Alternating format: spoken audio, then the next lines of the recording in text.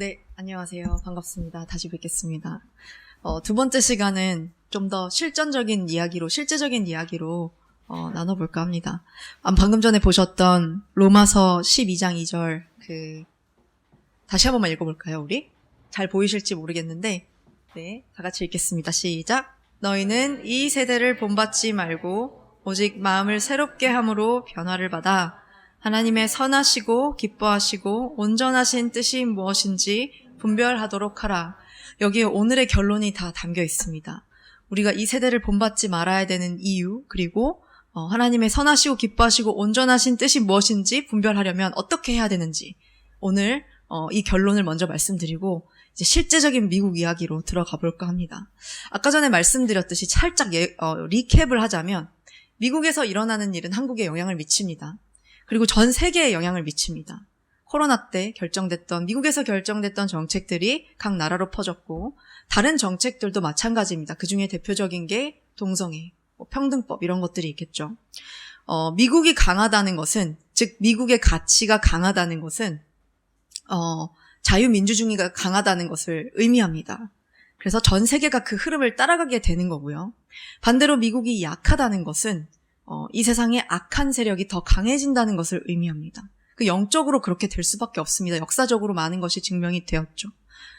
그래서 미국을 무너뜨리려고 하는 나라가 있습니다. 특히나 중국이죠.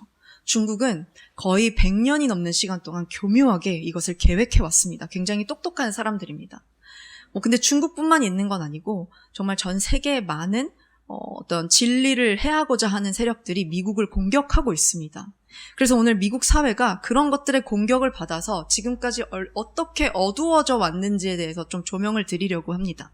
미국 사회는 얼마나 어두운가.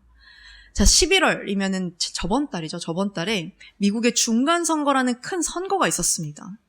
그러니까 2024년에 다시 대통령 선거가 다가오는데, 그 선거에 앞서서 이 중간선거는 큰 정치의 흐름을 바꿀 수 있는 선거라고 할 수가 있겠습니다.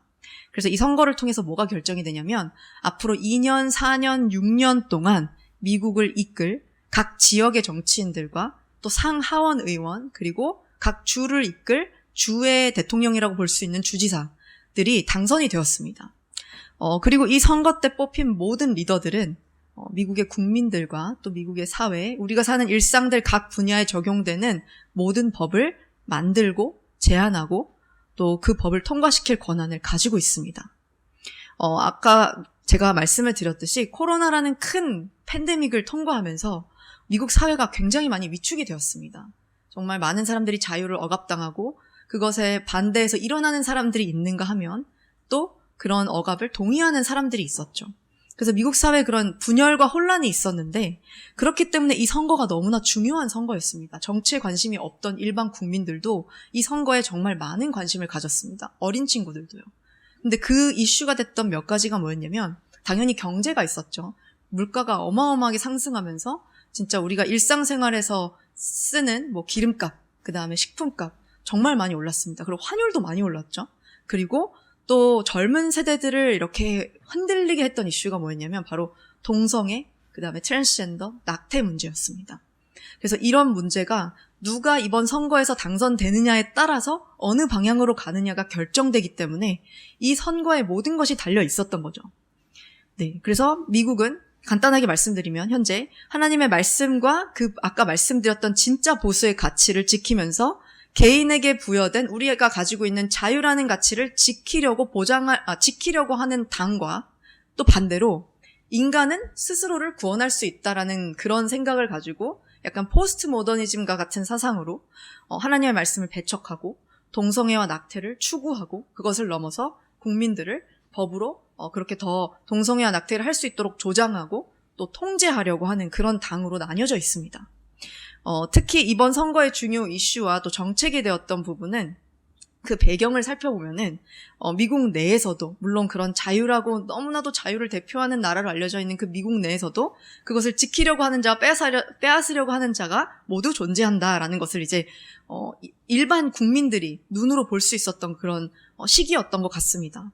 그래서 저는 미국에서 일어나고 있는 일들을 어떻게 자세히 알게 됐냐면, 이 아까 잠깐 언급을 했었는데, 정치 방송을 하다 보니까, 그리고 구독자가 늘다 보니까 이제 약간은 강권적으로 제가 이분들을 만족을 시켜드리려면 정말 열심히 공부를 해야 되겠다라는 이제 그런 동기부여를 얻어서 하루에 한 10시간에서 12시간씩 기사를 살펴보고, 제가 할 수 있는 건 처음에는 이제 기사를 보는 것밖에 없었거든요. 그리고 나중에는 직접 취재를 가고 계속 많이 다니게 됐지만, 어쨌든 그런 것들을 통해서 하나님께서 보여주시고 깨닫게 해주신 것이 있습니다. 그리고 저는 정치적으로 전혀 관심 있는 사람이 아니었기 때문에 그것을 깨달은 이유가 바로 여러분들과 같이 일반 이제 정치에 대해서 잘 아시는 분들도 있을 테고 모르시는 분들도 있겠지만, 보통은 미국에 대해서 제대로 알고 계신 분들이 많이 없어요. 그 이유가 뭐냐면 미디어가 너무나도 편향되어 있기 때문에, 지금 우리나라에서 미국 소식을 전해주는 미디어들을 보면 전부 다 정말 한쪽으로만 치우쳐져 있습니다. 그래서 제대로 된 정보를 얻을 수가 없고, 그래서 많은 분들이 정말 많은 오해를 하고 계시다는 겁니다. 그리고 그렇게 만들어가고 있는 어떤 일정 부분의 악한 세력들이 있는 거죠. 자, 여기를 보시면 이제 좀 실제적인 그림이 보이실 텐데, 여러분들 여기서 아는 로고가 몇 개가 보이시나요? 아는 대로 다 불러주실 수 있나요? 내가 안다. 이 회사를 내가 안다. 그럼 불러주실래요? CNN, 또 ABC, NBC, 워싱턴 포스트, 뉴욕타임스 다 있죠. 네, 엄청 유명한 미국의 주류 언론들입니다. 미국 정부의 99%를 책임지는 주류 언론사들이죠. 그런데 여기 보시면, 왼쪽을 보시면 L이 있고 C가 있고 R이 있어요. L은 left를 뜻합니다. 그리고 R은 right을 뜻합니다. left는 좌파 언론, right은 우파 언론이라는 겁니다. 한마디로. 자, 그러면 여기서 우리가 주로 알고 있는 오른쪽 편에 있는 주류 언론사가 여기 좌우파 이 지도 안에서 어디에 다 들어가 있을까요? 다 left에 들어가 있습니다. 하나 빼고, 팍스뉴스라는 저 뉴스회사 하나 빼고는 정말 우리가 알고 있는 모든 자주 우리가 소비하는 언론사가 다 left에 속해 있습니다. 우리가 좌파인지 우파인지가 중요한 게 아니라, 이게 뭘 의미하냐면, 일단 인간은 정확한 균형 잡힌 정보를 들을 수 있는 권리가 있습니다. 그럼 우리가 양쪽 정보를 듣고 내가 판단을 해야 되겠죠. 그게 우리에게 주어진 어떤 자유라는 겁니다. 그런데 지금 우리가 주로 식당이나 헬스장이나 아니면 우리나라 네이버 뉴스에 번역되는 뉴스의 99%가 다 좌쪽 언론이라는 겁니다. 그러면 좌쪽에서 말하는 이야기가 주로 나오겠고, 또 요즘 언론사는 사실이 이렇습니다라고 보도하지 않고 사실이 이런데 우리 생각은 이렇습니다 이런 식으로 보도를 합니다. 그렇기 때문에 그들의 사상과 생각이 많이 담긴 기사를 우리는 매일매일 소비하고 있다는 뜻이 됩니다. 우리나라에서도 마찬가지입니다. 우리나라는 팍스뉴스의 존재를 잘 몰라서 거의 다 이제 팍스를 제외한 다른 좌측 언론사를 번역해서 미국 기사를 보도하게 됩니다. 그래서 수많은 오해들이 우리나라 가운데 미국에 대한 오해들이 존재합니다. 그래서 제가 그것을 깨닫게 된 몇 가지 실제 사례를 좀 보여드리겠습니다. 2020년 대선 때 사진이에요. 보면 당시 2020년 미국 대통령 선거 후보가 트럼프와 바이든이었습니다. 모두 기억하시나요, 여러분? 이 정도는 뉴스에서 많이 들으셨죠? 자, 그런데 일단은 트럼프는 우쪽 이제 후보였고 바이든은 좌쪽 후보였습니다. 그러면은 미디어 언론에서 보여지는 모습은 누구에게 더 유리한 모습으로 보여질까요? 참고로 미국 언론사는 대놓고 좌측 언론은 좌측 후보를 지지하고, 그리고 우측 후보를 디스하고, 반대로 우측 언론은 우측 후보를 지지하고 좌측 후보를 디스합니다. 자, 그러면 우리가 아까 전에 이 지도에서 봤는데 이 99%의 좌측으로 편향된 미디어가 어느 후보에 유리하게 보도를 할까요? 아우, 너무 솔직해서 고마워요. 네, 좌측 후보에 유리하게 보도를 할 것입니다. 자, 그런데 이 사진은 뭐냐면, 우리가 언론 말고 요즘에 한 가지 더 가지고 있는 수단이 있는데 바로 트위터라는 미국에서 가장 활발한 여론 포럼입니다. 우리나라는 트위터를 잘 안 쓰는데 미국은 모든 정치인, 그리고 뭐 기업인, 그리고 그것과 관심 있는 모든 국민들이 다 트위터에서 막 이렇게 여론 조성을 해요.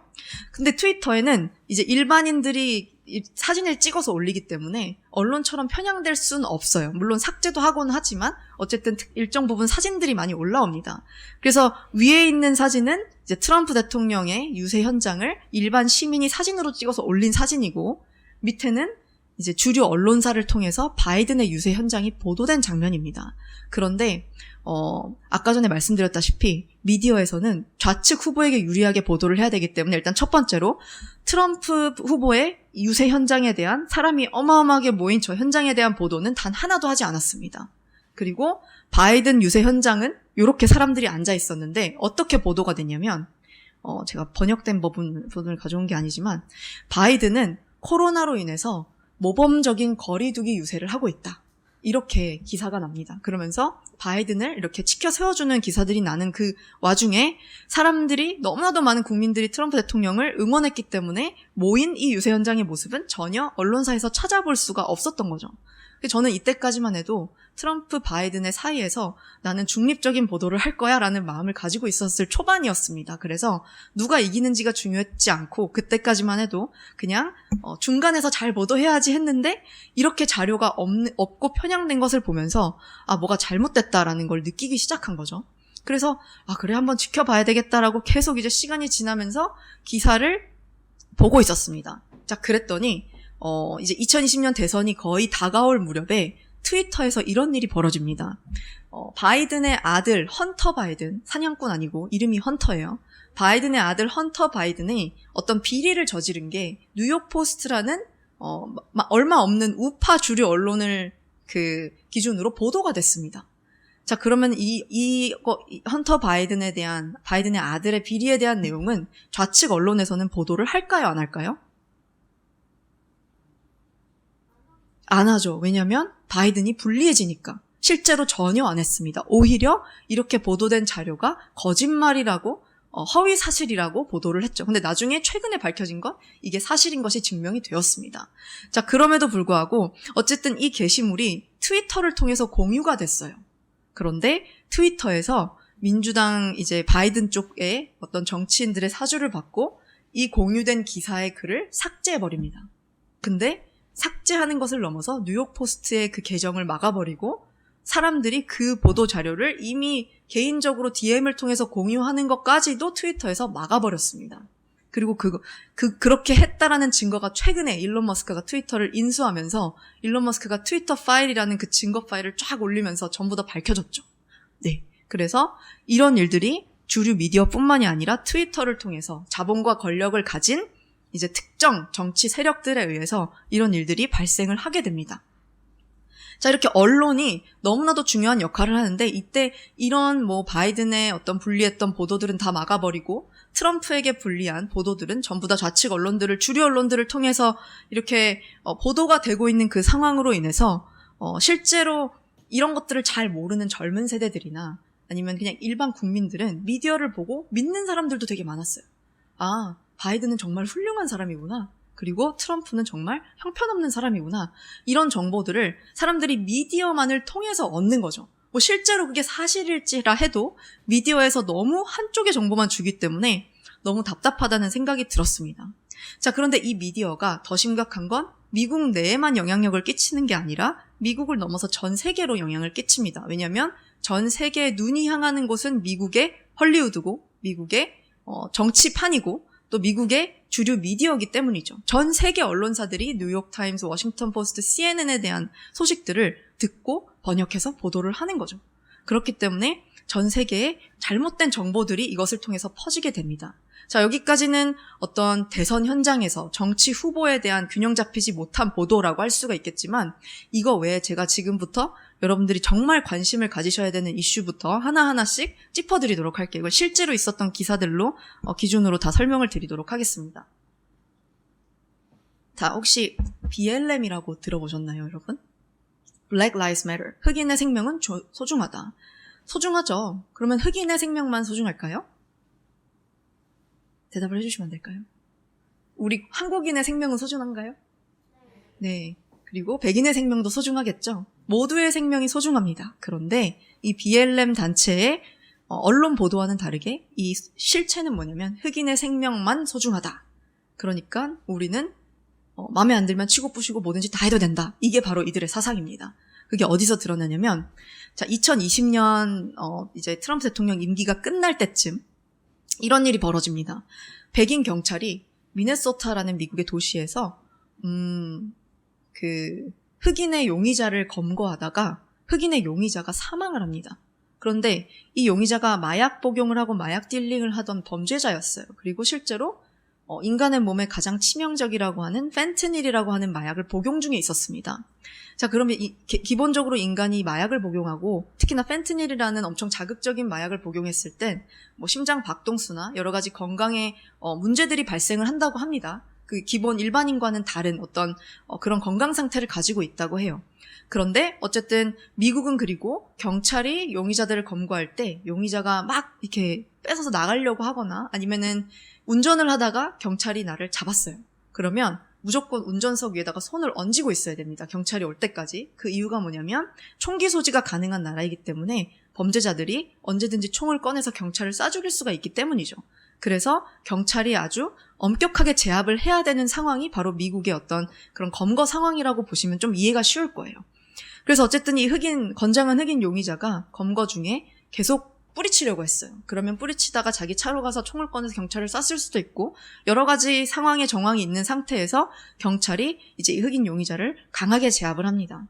평소처럼 이제 목을 눌러서 이제 수갑을 채우는 그런 제스처로 제압을 하는데 보통은 이렇게 하면 범죄자가 바로 죽진 않습니다. 그런데 이상하게 이 용의자는 목을 누르자마자 한 10초 만에 바로 사망을 했습니다. 기절을 하고 먼저 사망을 한 것 같아요. 그런데 어쨌든 결과적으로 어떻게 되냐면 이렇게 해서 용의자를 검거하다가 경찰이 죽였으면 과연 이 경찰은 유죄일까 무죄일까에 대한 논란이 각 사회 곳곳마다 퍼지게 됐고 결과적으로는 이 경찰이 무기징역으로 감옥에 가게 됩니다. 자, 그런데 여기서 사람들이 이제 조금씩 헷갈리기 시작한 거죠. 과연 저 경찰이 정말 100% 잘못한 것인가?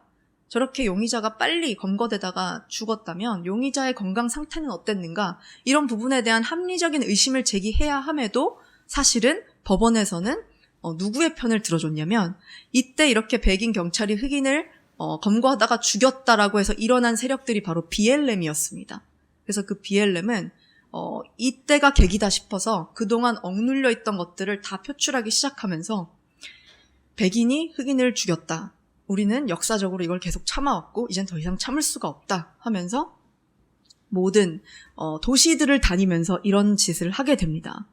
약탈하고 불태우고 가게에서 물건을 뺏고 훔치고 그 다음에 뭐 미국의 건국의 아버지들이라고 불리는 조지 워싱턴이나 뭐 그런 국부들의 동상을 갖다가 이렇게 부셔버리고 그런 행동들을 흑인들이 하는 거죠. 그러니까 이런 시위에 못 이긴 그 검찰 쪽에서는 결국에는 경찰의 편을 들어주는 것이 아니라 이 용의자의 편을 들어주면서 BLM의 편을 들어주면서 경찰이 무기징역으로 유죄 판결을 이제 받아야 되겠다라는 그 결정에 이르게 됩니다. 자, 그러면 결과적으로 어떻게 될까요? 이 경찰은 앞으로 누군가를 검거하려고 할 때 위축이 되게 될 것입니다. 왜냐하면 잘못 건드렸다가 또 누가 다치거나 죽으면 흑인들이 또 일어나 시위를 할 거고 본인은 무기징역으로 감옥에 갇힐 수 있기 때문에 경찰들조차도 이 사건 이후로 함부로 도둑이나 뭐 범죄자들을 검거하는 일들에 대해서 손을 못 쓰게 되는 거예요. 네. 그런데 BLM이 아까 전에 이런 식으로 시위를 한다고 했는데 여러분들은 그렇게 해서 백인이 뭐 흑인을 인종차별해서 심지어 누군가를 뭐 죽이는 사건이 만약에 있었다 할지라도 그것에 대항해서 이렇게 도시를 불태우고 미국 전역을 망가뜨리고 다니는 것이 용납이 되는 일인가요, 여러분? 아니죠. 우리가 하나님의 기준에서 볼 때도 이렇게 뭔가 그게 악이라 할지라도 그것을 악으로 갚을 수 없는 부분인데 이 사람들은 어쨌든 그들이 지금까지 쌓여왔던 그런 마음들, 억눌린 마음들을 이렇게 악으로 표출을 하게 되고 그리고 미국의 주류 언론, 여러분들이 영어 공부한다고 자랑하면서 말하는 타임지, 유명한 타임지에서 이런 보도를 합니다. 이와 같은 BLM의 모든 시위의 93%는 평화적이었다라고 보도를 합니다. 그러니까 모든 언론과 이쪽에 있는 정치인들이 이 BLM의 편을 들어주는 겁니다. BLM의 편을 들어줬던 정치인들은 미국의 민주당이었습니다. 그리고 그들은 소수인종, 성소수자, 그들의 표가 중요하기 때문에 이들의 편을 들어준 것입니다. 네. 그러면서 BLM 시위가 사실은 미국에서 그렇게 점점 더 커지면서 미국뿐만 아니라 유럽으로 퍼져나가서 시위가 일어나고 또 흑인이 상대적으로 많이 존재하지 않는 우리나라에서도 BLM 시위가 열립니다. 그래서 미국에서 일어나는 일들은 전 세계로 유행과 같이 퍼진다고 말씀을 드렸죠. 그러니까 어떤 결과가 일어나냐면 흑인들의 시위를 멈춰야 되잖아요. 그러니까 민주당 정부에서 뭐를 진행하냐면 경찰의 예산을 삭감시켜버립니다. 왜냐하면 흑인들이 경찰한테 지금 화가 나 있으니까, 그리고 경찰은 대부분 백인이었으니까, 그러면 경찰 예산을 삭감해서 경찰들을 해고하면, 그래서 그들을 처벌하면 흑인들이 조금 덜 시위를 하겠지라고 하면서 그들의 편을 들어준 거죠. 그래서 실제로 이렇게 경찰 예산을 삭감하라라고 수많은 도시에서 흑인들 그리고 소수 인종들이 시위를 벌이게 됩니다. 그러면 그렇게 경찰 예산이 실제로 삭감이 되면 무슨 일이 벌어질까요? 범죄율이 높아집니다. 이건 실제입니다. 미국 역사상 가장 높은 살인 범죄가 미국 캘리포니아주에서 일어나고, 또 샌프란시스코 지역에서는 플래시몹 스타일로 깜짝 강도질이라는 그런 이상한 형태의 강도질도 일어나게 됩니다. 네, 그래서 어쨌든 이런 모든 것을 조장하는 것이 미디어였고, 그 미디어를 사주하는 것은 미국 정치인들이었고, 네, 그리고 그렇게 되도록 계속해서 무력을 쓰고 막무가내로 시위를 했던 사람들은 바로 흑인들이었습니다. 모든 흑인들이 다 나쁜 건 아니었지만 이때 BLM 운동 자체가 이런 배경 안에서 진행이 되었다는 겁니다. 자, 그래서 그 뒤로 미국 내에서 흑인과 백인 사이의 갈등이 다시 일어나기 시작합니다. 불과 2021년부터 2022년, 2년 동안 벌어진 일이에요. 얼마 안 된 일입니다. 그래서 흑인과 백인 사이가 얼마나 그런 갈등이 있었냐면, 심지어 미국에는 새로운 종교가 생깁니다. 흑인을 월십하는, 흑인을 경배하는 종교가 생겨요. 그럼 거기 집회에 가면 사람들이 블랙 옷을 입고 다 이렇게 광장에 모여서 백인들에게, 거기 백인들도 있어요. 백인들에게 당신들은 사죄하십시오, 지금 당장 회개하십시오 하면서 대놓고 이렇게, 미국은 절을 하지 않죠. 그런데 이렇게 인사를 시키면서 백인들이 흑인 앞에서 미안하다고 사과하라는 이제 그런 움직임도 미국의 광장에서 벌어지게 되는 거죠. 그러면서 그런 흑인과 백인 사이에서 백인은 어쨌든 미국의 시작부터 이제 수치스러운, 미국은 인종차별의 국가다, 그리고 백인들은 태어날 때부터 인종차별적인 마인드를 가지고 있다라는 그런 주장을 흑인들이 막 하기 시작하면서 백인을 억누르기 시작합니다. 그래서 실제로 지난 2년 동안 미국 사회에서 백인이 자기들의 목소리를 제대로 내지 못하고 굉장히 힘든 시간을 보냈고, 그 백인들의 대부분은 다 크리스천들입니다. 그래서 그런 식으로 조금씩 크리스천들에 대한 압박이 미국 사회에서 이런 인종 문제를 통해서 시작이 되게 된 거죠.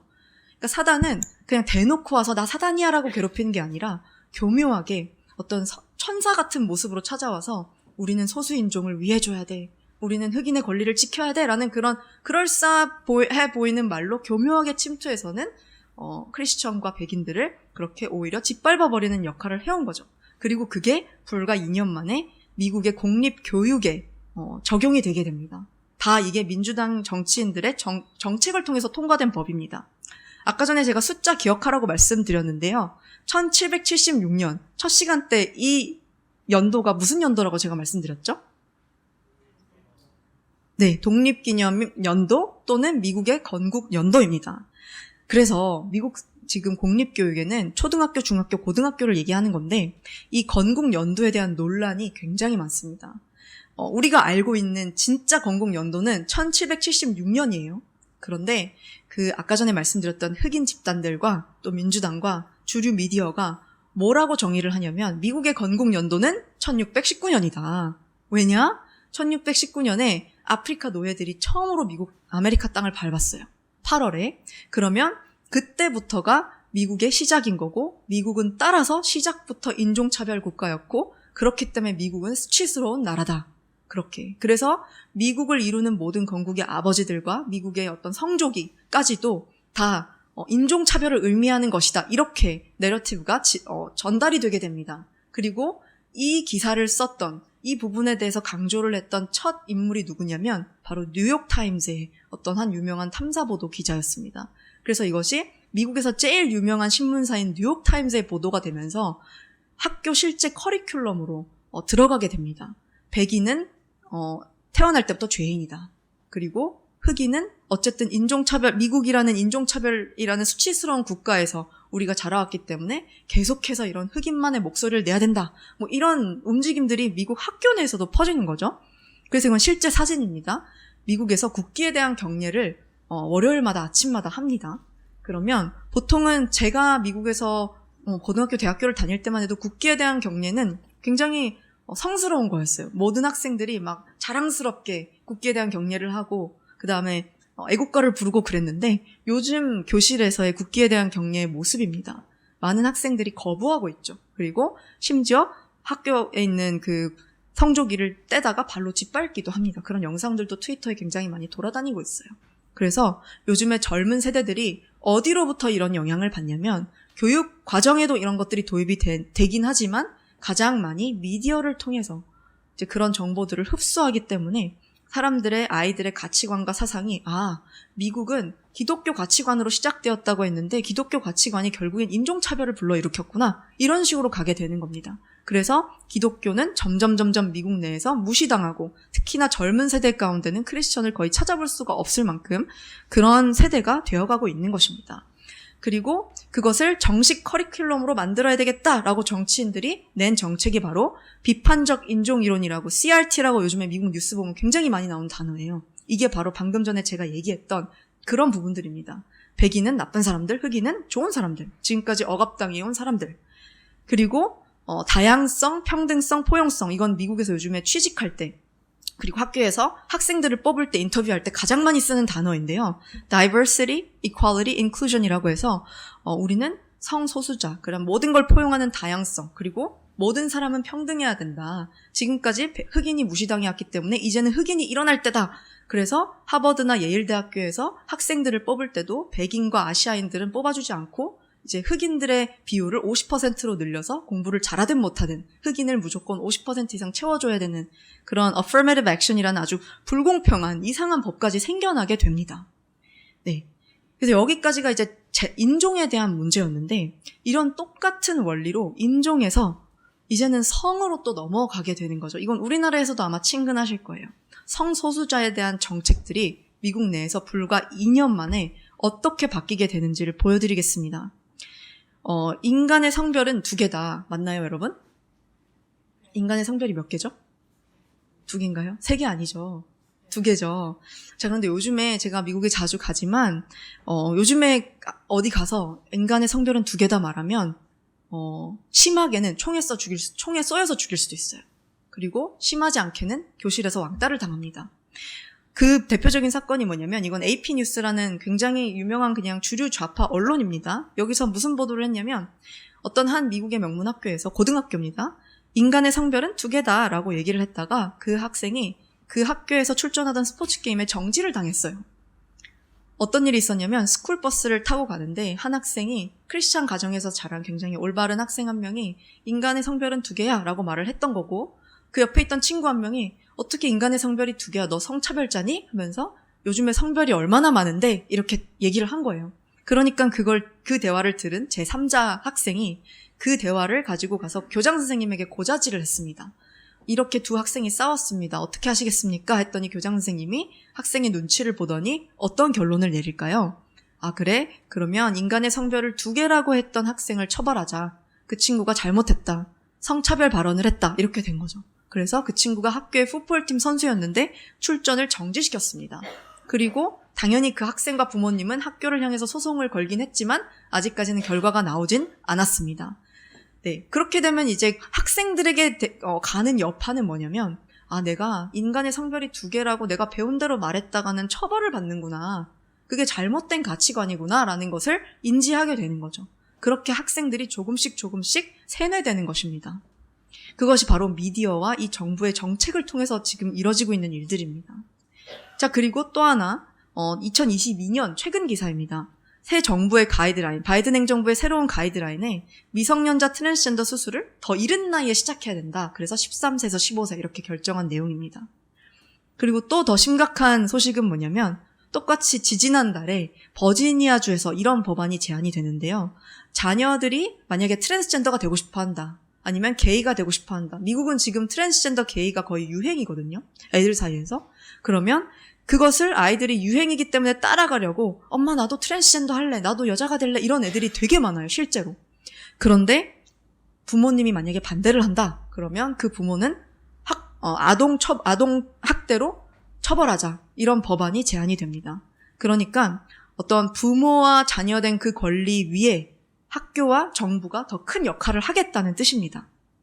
그리고 그것을 넘어서 바이든이 미성년자 트랜스젠더를 위한 헬스케어 플랜을 납세자 존으로 해결하겠다고 론칭을 하죠. 네. 그래서 아까 전에 젊은 아이들 사이에서 왜 트랜스젠더와 게이가 유행인지 여기 바로 그게 증거 사진이거든요. 요즘에 1살짜리 아기부터 이제 뭐 유치원 아이들을 대상으로 이런 행사가 유행이 되고 있습니다. 각 지역마다, 미국에 실제로 지역마다 일어나고 있는 드래그 퀸이라고 하는 행사인데, 이제 트랜스젠더 남성들이 여성처럼 복장을 하고 아이들한테 가서 팁을 받고, 엄마들은 오히려 아이들의 손에 $5, $10를 쥐어주고 이 트랜스젠더의 어떤 중요 부위에다가 팁을 넣도록 합니다. 그런 움직임들이 심지어는 어떤 굉장히 리버럴한 학부모들 사이에서도 사실은 우리 자녀를 이렇게 열린 마음으로 키워야 된다. 우리 자녀를 좀 차별 없이 키워야 된다라는 마음으로 이것을 허용해주고, 어릴 때부터 이걸 보고 자란 자녀들은 어떤 생각을 가지게 될까요? 트랜스젠더가 되게 쿨한 거구나. 저렇게 공연하면서 팁도 받고 돈도 받는구나. 이런 가치관이 안에 정립이 되게 되면 아이들이 자라면서 엄마 나도 트랜스젠더 할래. 엄마 나도 성소수자 할래. 이렇게 되는 거예요. 그리고 정부에서 납세자의 돈으로 이들을 향한 지원을 너무 많이 해주기 때문에 그럼 나도 트랜스젠더가 되면 정부 지원금을 막 받을 수 있겠네? 이런 마인드까지 생기게 되는 겁니다. 그래서 끝을 달리다 못해 이번 주에 바이든이 역사적인 동성결혼법에 드디어 서명을 하게 됩니다. 미국 역사상 굉장히 수치스러운 일인 것 같습니다. 미국의 건국의 그 모든 가치와 그런 것들을 짓밟아버리는 바이든 행정부의 순간적인 결정이고, 심지어 그 백악관에서 동성결혼법 허용을 서명하는, 법안을 서명하는 그 자리에 아까 전에 보셨던 이런 트랜스젠더 중에 한 명을 데리고 와서 공연도 하고 축하를 하면서 서명을 합니다. 백악관을 더럽히는 짓을 하게 된 거죠. 그리고 바이든과 또 바이든 행정부가 말하는 바는 우리는 굉장히 도덕적인 사람들이야. 이런 성소수자들, 사회에서 제대로 인정받지 못하는 사람들을 우리는 사랑하고 품어주고, 우리는 그런 사람들이고, 우리는 소수 인종들, 흑인들을 위해서 정책들을 내는 그런 우리는 도덕적인 사람들이야 라는 그런 이미지로 가지고 가고 있는 겁니다. 그리고 정말 실제로 수많은 젊은 세대들이 그 이미지에, 그 메시지에 속아나고 있습니다. 다음은 국경 문제인데요. 거의 다 왔습니다. 미국에서 이번에 중간선거 때 가장 이슈가 됐던 문제를 제가 말씀을 드리는 거기도 하고, 지금 현재 미국 사회에서 2년 동안 그냥 눈을 그냥 뜨고 돌아만 다녀도 볼 수 있는 부분들을 여러분들께 설명을 드리는 거예요. 자, 국경 문제가 있습니다. 미국과 멕시코 사이에 남부 국경이 있어요. 그런데 공화당 후보이자 전 대통령이었던 트럼프 대통령 때 미국과 멕시코 사이에 장벽을 짓겠다라고 했습니다. 그래서 실제로 트럼프 대통령이 장벽을 엄청 높게 지었어요. 근데 임기가 끝날 때쯤 완성이 안 된 부분이 있었어요.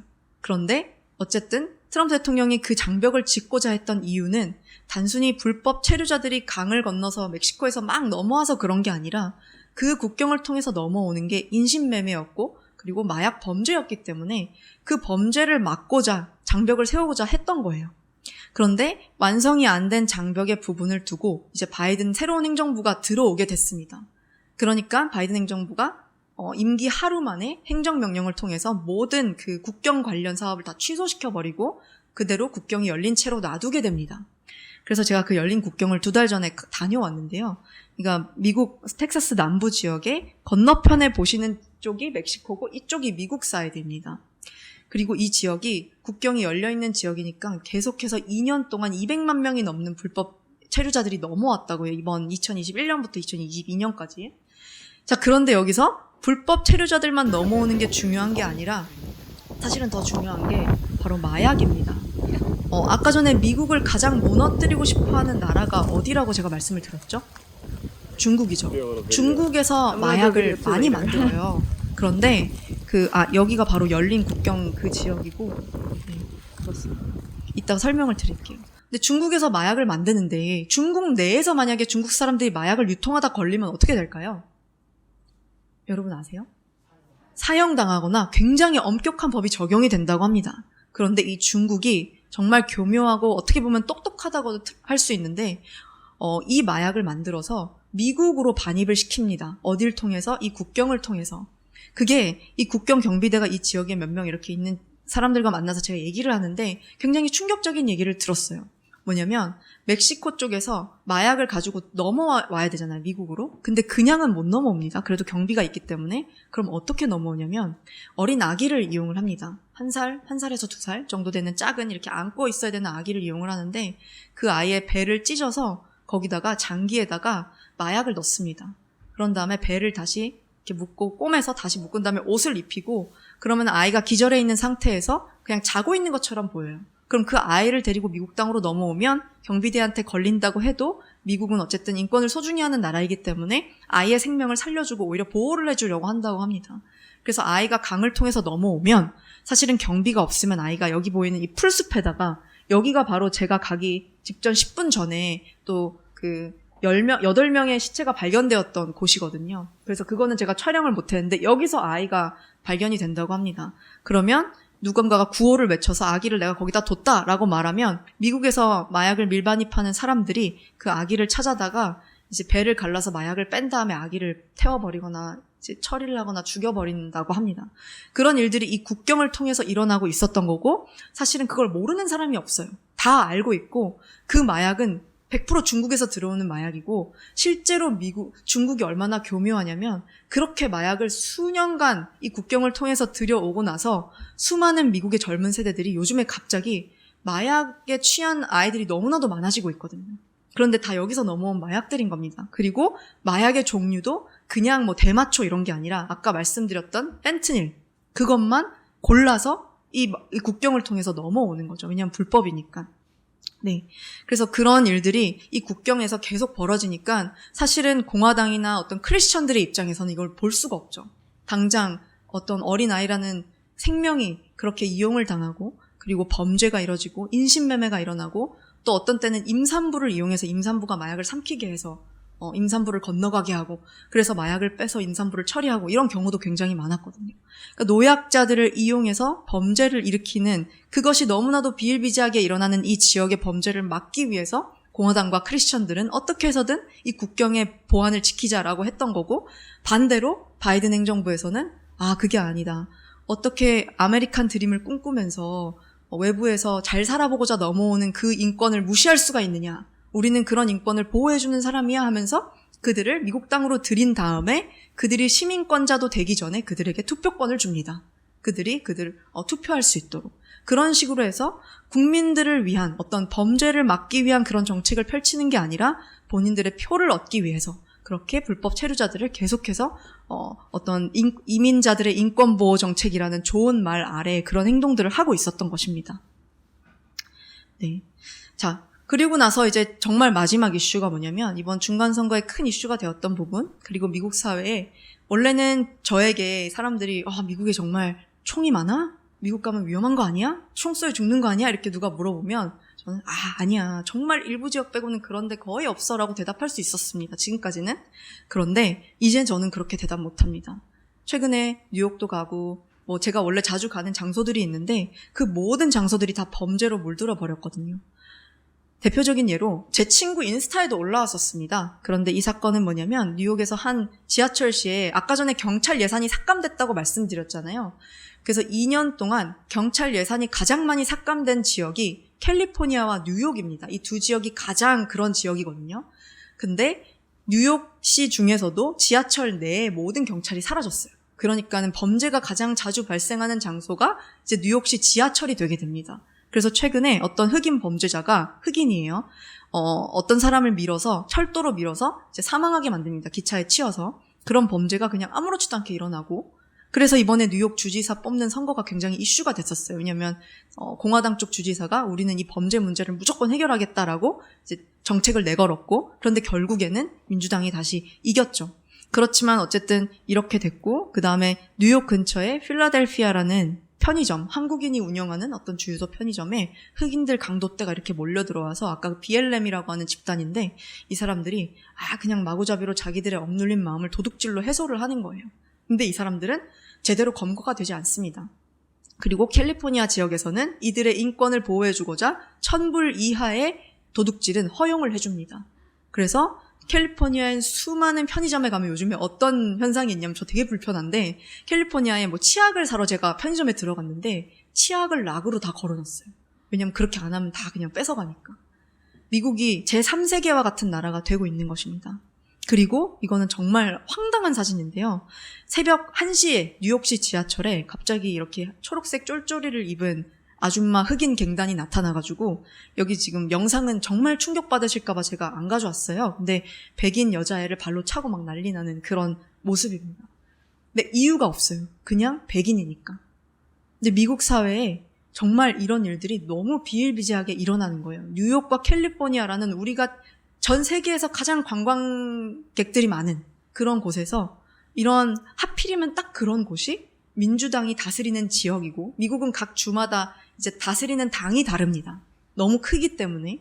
그런데 특히나 뉴욕과 캘리포니아가 이제 하나님의 말씀이나 교인들을 핍박하는 그런 정치인들로 이루어져 있는 곳이고, 그곳에 그래서 너무나도 많은 트랜스젠더와 게이들이 요즘에 출몰하고 있어요. 그래서 제가 향 전도사님이랑 같이 있던 그 지역에 같이 간 건 아닌데 저 혼자 아침에 산책을 하러 어떤 파크에 갔어요. 근데 한 불과 3년 전까지만 해도 그런 적이 없었는데, 그 파크에서 산책을 하는 일행들을 이렇게 막 지나가면서 보잖아요. 그 중에 4팀이 트랜스젠더 아니면 게이 아니면 레즈비언 팀이었습니다. 그래서 여성 2명이서 아이를 입양해서 키우는데, 이제 결혼해서 키우는데 이렇게 아이 손잡고 걸어가는 그런 모습도 보였고, 그리고 또 어머니 1명이 아들을 이렇게 같이 산책을 시키는데 어머니 표정이 너무 어두운 거예요. 근데 아들을 봤는데 사실 여잔 줄 알았거든요. 남자 머리를 하고 남자 수염을 가지고 이제 힐을 신고 스타킹을 신고 망사 스타킹을 신고 그 파크를 산책을 하는 건데 엄마의 표정이 너무 안 좋은 거예요. 그리고 레즈비언 커플 둘이 데리고 있던 입양한 아이는 아이 표정이 너무 안 좋더라고요. 그래서 그런 것들을 실제로 보고, 아무리 미국이 개방적인 나라라고 해도 게이나 트랜스젠더 무브먼트가 이렇게까지 활발했던 적이 없었는데 불과 2년 만에 이렇게 미국 사회가 변해가고 있다는 것입니다. 그리고 여기서 더 심각한 건 이들에게 반대되는 모든 게시글들이 있을 수 있죠. 예를 들어서 크리스찬의 입장에서 이들을 바라봤을 때, 아니 게이 동성애자? 그래, 너네들 성향이 그렇다고 치자. 그런데 그거를 대외적으로 막 어린 아기들이 있는데 속옷을 입고 나타나는 건 아니지 않냐, 이런 의견만 내도 바로 성차별자로 트위터에서 게시글이 삭제되고 검열되고 이런 일들이 일어나죠. 그리고 학교에서도 마찬가지로 누군가가 그런 발언을 했다 그러면 넌 요즘 트렌드를 모르는 꼰대 같은 아이구나, 이런 판단을 받으면서 왕따가 되곤 합니다. 그러니까는 단순히 죄악이 그냥 판을 치는 거를 넘어서 이 죄악에 대해서 죄라고 말할 수 있는 그런 자유를 일반 시민들이 잃어가고 있었다는 겁니다. 그런데 감사하게도 요즘에 일론 머스크라는 인물이 나타나서 이제 그 미국의 가장 활발한 여론 포럼인 트위터를 인수했죠. 인수한 이유가 바로 그것 때문이었습니다. 설문조사를 했는데 여러분들 중에 얼마나 많은 분들이 지금 미국 사회가 이 표현의 자유를 빼앗기고 있다고 생각하시나요? 했더니 70%가 그렇게 생각하고 있다라고 말을 해서 일론 머스크가 그 결과 트위터를 인수했습니다.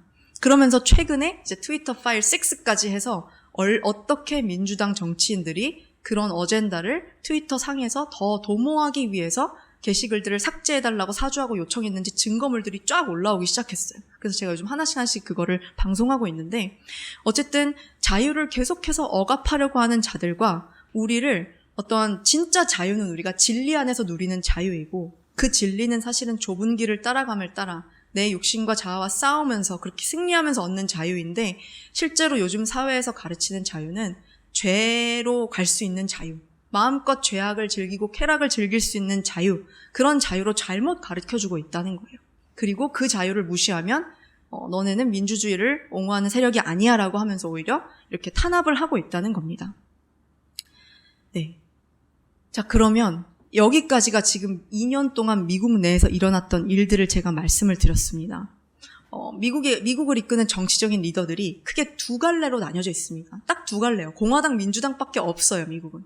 그리고 사실 우리는 정치라는 면 이제 치를 떨고 난 정치에 관심 없어 하지만, 사실 이 2당 중에서 아까도 계속 말씀드렸지만 그나마 하나님의 말씀을 지키려고 하는 당이 있고 죄악으로 사람들을 몰고 가려고 하는 당이 있습니다. 그럼 우리는 그리스도인의 입장에서 어느 편에 서야 될까요? 어쨌든 국민의 입장에서 우리에게 주어진 가장 큰 권리는 투표인데, 우리는 그 투표를 해야만 하는데 어느 쪽에 우리는 투표를 해야 될까요? 난 정치에 관심 없으니까 안 할래? 이렇게 돼야 될까요? 아니면 어떻게 해서든 하나님의 말씀을 지킬 수 있는 곳에 투표를 해 주어야 될까요? 네, 후자가 맞는 것 같습니다. 왜냐하면 그렇게 투표하지 않으면 이쪽에서 다 가져가 버립니다. 그럼 어느새 점점 아까 중국 공산당이 중국 국민들에게 하셨던 것을 여러분들이 봤듯이 미국 사회가 정말 디지털 사회부터 시작해서 그렇게 변해가고 있다고 많은 미국 국민들이 느끼고 있고, 그렇기 때문에 수많은 미국의 크리스천들이 지금 일어나고 있습니다. 그래서 우리는 자유를 위해서 어떻게 싸워야 하나? 공화당, 민주당, 트럼프, 바이든 각 당을 대표하는 인물과 여러 정치 사상들이 있지만 일단 그보다 먼저 하나님의 말씀을 우리가 따라가야 됩니다. 그리고 누구든 그 말씀을 짓밟으려고 하는 쪽에는 우린 절대 서면 안 됩니다.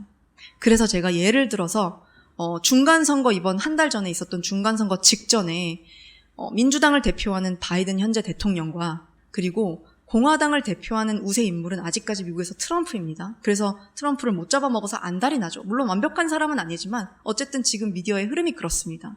그래서 그 두 사람의 어떤 중간 선거를 앞둔 연설을 제가 짧게 가져왔어요. 여러분들이 누가 이 연설을 하는지 보지 마시고 이 메시지를 한번 들어보시길 바랍니다. 그리고 직접 한번 제가 투표를 해볼게요. 일단 먼저 바이든 먼저 보겠습니다. I also hope Congress will get to my desk the Equality Act to protect LGBTQ Americans. To all transgender Americans watching at home, especially young people, you're so brave. I want you to know your president has your back. Another thing. It was hardworking patriots like you who built this country, and it is hardworking patriots like you who are going to save our country. We will stand up to the radical left Democrats and the dangerous and unpatriotic rhinos, and we will fight for America like no one has ever fought before. We will not bend, we will not break, we will not yield, we will never give in, we will never give up, and we will never ever back down. As long as we are confident, united, and loyal to the cause, the tyrants we are fighting do not stand even a chance. Because we are Americans, and Americans kneel to God and to God alone.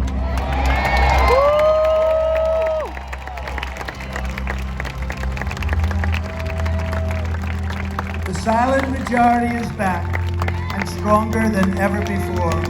My fellow citizens, this incredible journey we are on together has only just begun.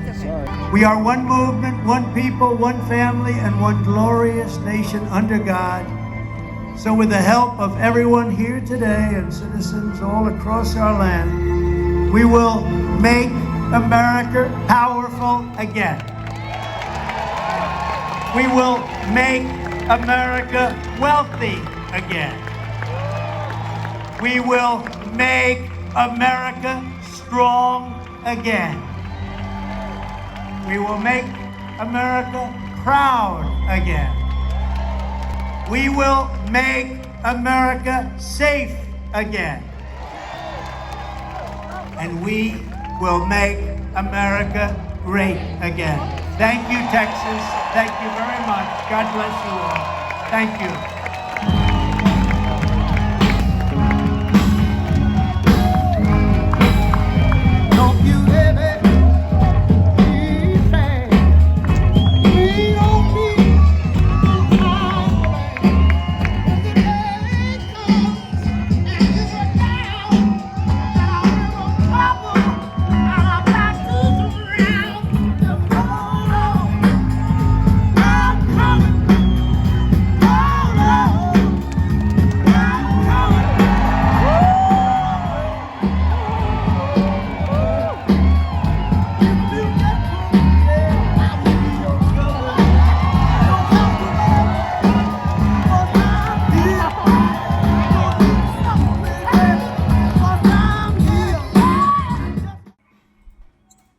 네, 여기까지입니다.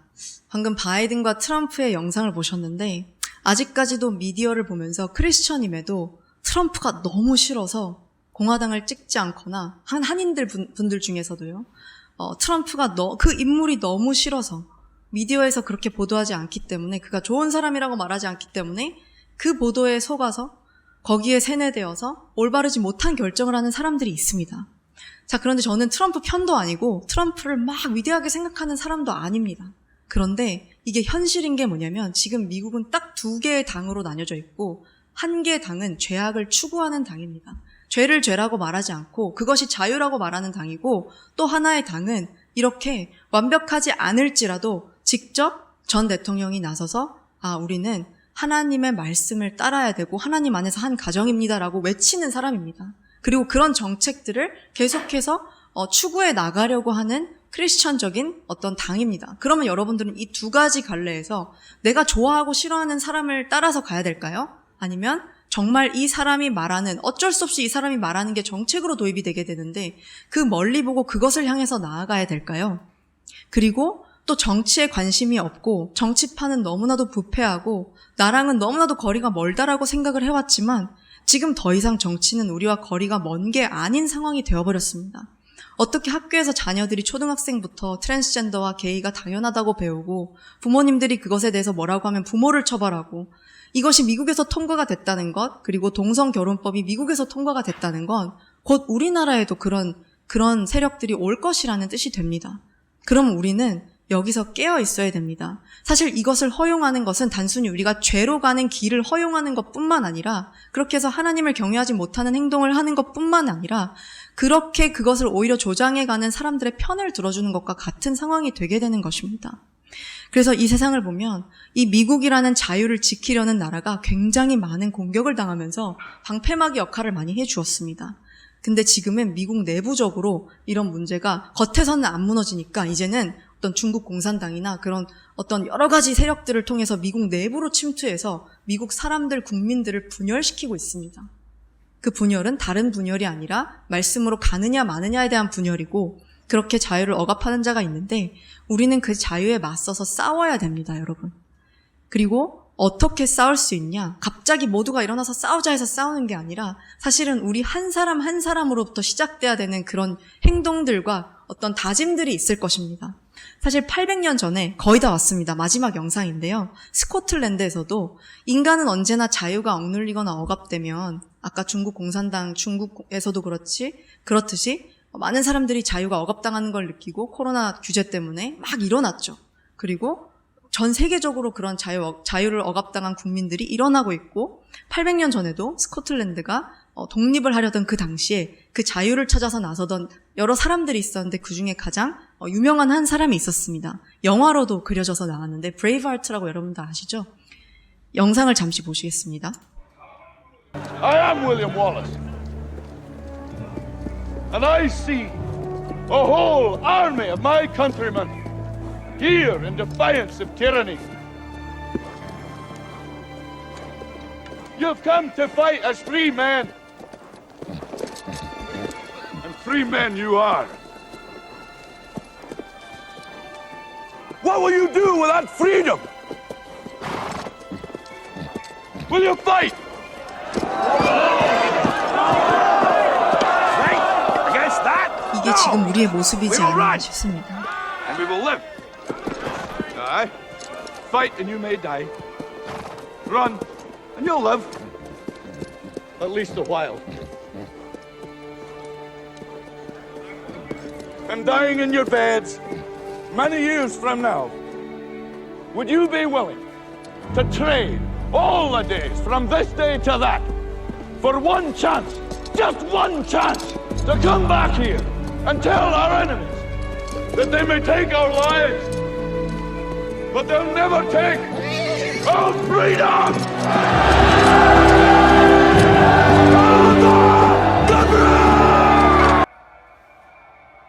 800년 전에 이런 일이 있었는데 여러분 보세요. 2022년입니다.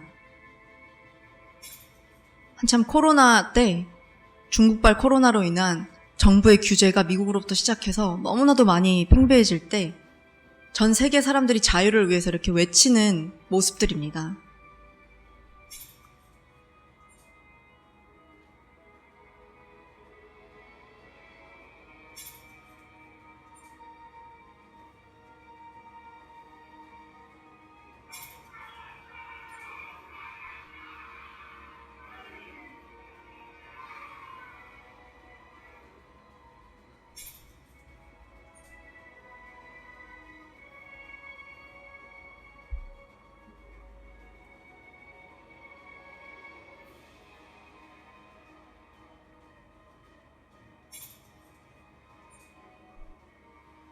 네, 우리는 때로는 많이 잊어버리는 것 같아요. 정말 우리가 자유를 빼앗기고 있다고? 나 이렇게 먹고 싶은 거 먹으면서 잘 살고 있는데? 라고 생각할 수 있지만 점점 교묘하게 우리의 자유는 이렇게 빼앗겨가고 있습니다. 하지만 우리에게 있는 소망은 뭐냐면 아까 전에 영화에서 보셨던 것처럼 우리와 같은 한 사람 한 사람이 각자의 자리에서 그것을 깨닫고 목소리를 내고 일어날 때 우리 세상은 변화가 될 수 있습니다. 사실 지금 미국 사회가 그렇게 변화가 되고 있습니다. 그리고 미국뿐만 아니라 아까 보셨던 독일, 네덜란드 이런 곳에서 사실 크리스천들이 비주류예요. 주류는 아닙니다. 그런데 그 비주류의 사람들이 깨어서 일어나고 있습니다. 그리고 그것이 미디어에 많이 보도가 되고 있어요. 그래서 그런 소망을 우리가 볼 수가 있겠는데 진정한 자유를 위해서 우리가 싸우기 위해서 제가 실제적으로 3개만 소개를 해드릴게요. 미국 사람들이 좋아하는 게 있는데 뭐냐면 약자화를 시키는 겁니다. 그래서 제가 가져온 3S가 있습니다. 3가지 S인데 뭐냐면 study, 공부하셔야 됩니다. 여러분이 지금 보고 소비하는 모든 정보들은 다 한국어로 특히나 나오는 정보들은 아까 전에 보셨다시피 다 한쪽으로 치우쳐져 있습니다. 그런데 그게 어떤 좋은 쪽으로 치우쳐져 있는 게 아니었죠. 우리를 죄로 이끌어가는 그런 쪽으로 치우쳐져 있어요. 그래서 우리가 영어 공부도 해야 되겠고 미국에는 그래도 그 후로 수많은 대한 언론사들이 나오고 굉장히 많이 성장하고 있습니다. 그래서 아까 그 차트를 제가 나중에 필요하신 분들은 공유를 해드릴 테니까 거기서 좀 우측 언론사들을 위주로 보시면 크리스찬 언론사들이 굉장히 많고요. 거기서 이 시대를 굉장히 균형 잡히게 보도를 해주는 회사들이 많습니다. 요즘에는 번역기가 잘 돼 있더라고요. 그래서 번역기라도 돌려서 그쪽 언론사들의 기사를 꼭 공부하시기 바랍니다. 여러분, 우리가 이 땅에 온 이유가 다른 게 아니잖아요. 정말 하나님 안에서 그것을 지키기 위해서 온 그 여정이기 때문에 여러분들이 이 공부하는 것을 꼭 소홀히 하지 않으셨으면 좋겠고 이것은 젊은 세대뿐만 아니라 우리 모든 분들에게 다 해당되는 이야기라고 생각을 합니다. 그리고 그렇게 공부를 하셔서 여러분들이 뭔가를 알게 되시면 혼자만 가지고 계시고 막 혼자 그냥 방에서 기도만 하지 마시고 여러분들이 가지고 있는 그런 채널들, 카카오톡, 인스타그램 등등을 이용해서 많이 공유해 주시기 바랍니다.